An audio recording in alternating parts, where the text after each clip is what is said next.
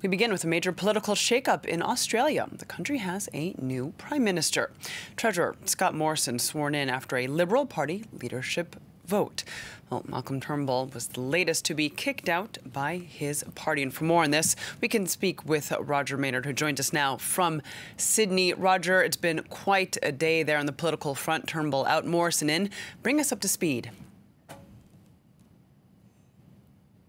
Well, it's been a chaotic day politically, following a chaotic week almost.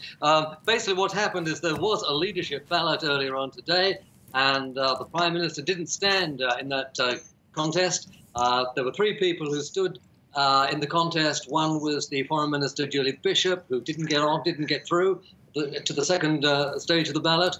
The second was Peter Dutton, who'd instigated this whole business in the first place. And the third was Scott Morrison, who's the treasurer under Malcolm Turnbull. And he succeeded in getting elected by 45 votes to 40. So it's Scott Morrison's day. And in the past hour or so, he's been to the Governor-General's residence in Canberra to be officially signed in as Australia's 30th Prime Minister.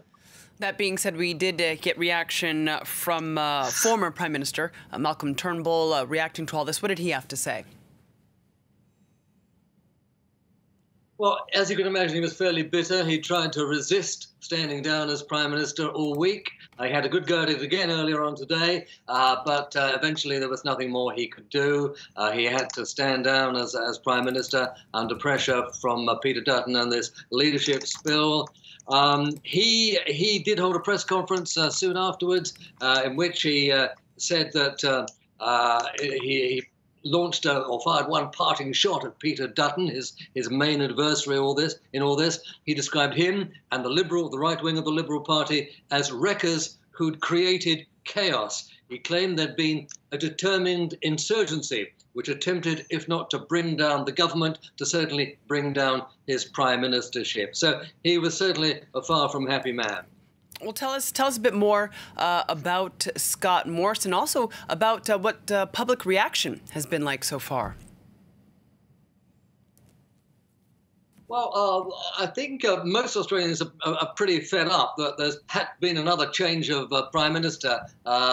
Malcolm Turnbull did last 3 years, but there have been something like 7 prime ministers in the past 11 years, and 11 years, and people are really quite disturbed, I think, and disenchanted by this revolving door of political leaders in Australia. So they're pretty disillusioned. As for Scott Morrison himself, he's done his best today to try to reach out to the Australian electorate. We've had in his first press conference after being elected, he delivered what amounted to a rallying call to Middle Australia.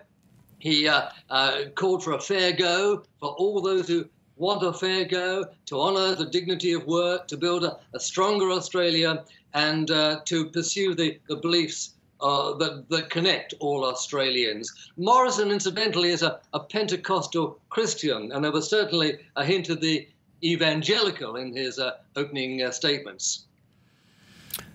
Tell us what impact this could have, or about bringing about perhaps a likelihood of any early general election.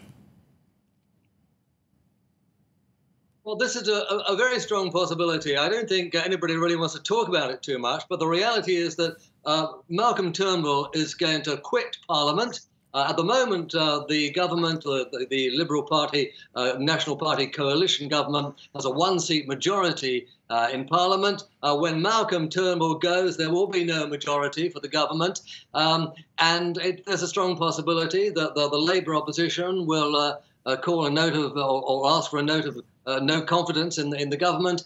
And if that happens, then the government will be under great pressure to call a general election. Officially, a general election doesn't have to be held in Australia until next May, but who knows? The way things are going, it could be later on this year. All right, Roger, thank you very much for that. Roger Maynard reporting there from Sydney.